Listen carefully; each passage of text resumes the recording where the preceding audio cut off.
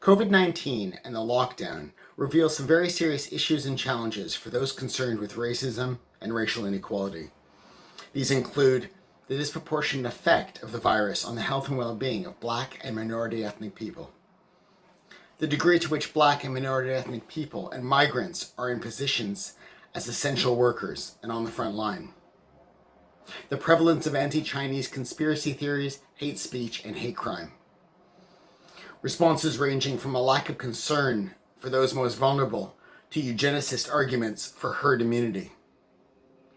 the effect on migrants and refugees, particularly those en route, stateless, awaiting a decision, caught up in a travel ban,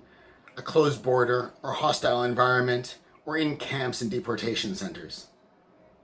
the response of the far right, including anti-lockdown protests, as well as anti-Chinese, anti-immigrant,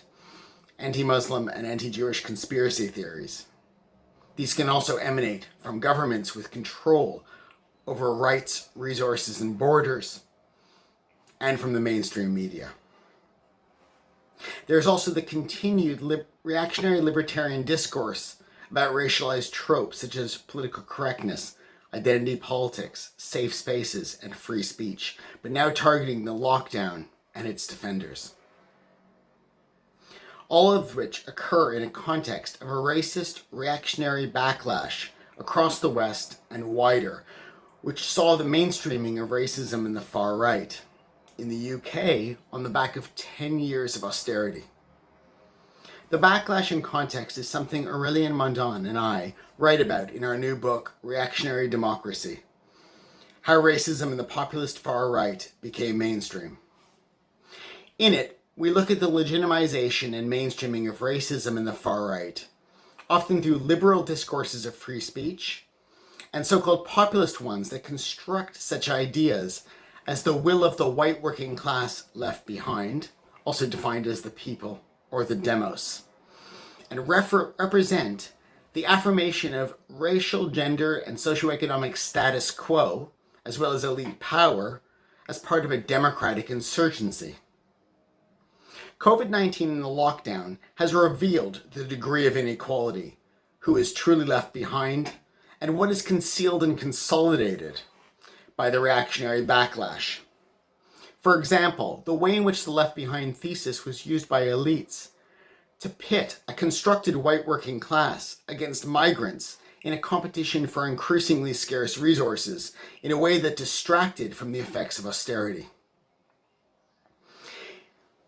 In addition to this, we argue that this not only distracts from real problems and communities at the sharp end of both austerity and racism, but prevents us from imagining and fighting for justice and alternatives. My hope was that the inequality, effects of the cuts, and who is on the front line and most impacted by COVID-19 and the lockdown, something pointed to by the celebrations for the NHS and essential workers, recognition of the role of migrants on the front line, and the effect on Black and minority people would lead to demands for radical change and alternatives. But I worry that this celebration and recognition is just temporary and superficial, and will be followed by more racism and reactionary politics. In the UK, this is what is indicated by the immigration bill, with a point system that is racist and classist, discriminating against essential workers often deemed unskilled, and Home Secretary Priti Patel's refusal to end the NHS surcharge for migrant workers, including those working in the NHS. The government has since done a U-turn on that, but kept it in place for those not working in the NHS. We also saw the ending of the DUB scheme for unaccompanied minors.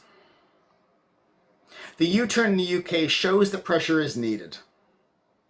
not just in terms of individual issues and policies, but to challenge and oppose any and all attempts to continue or return to racist and reactionary business as usual.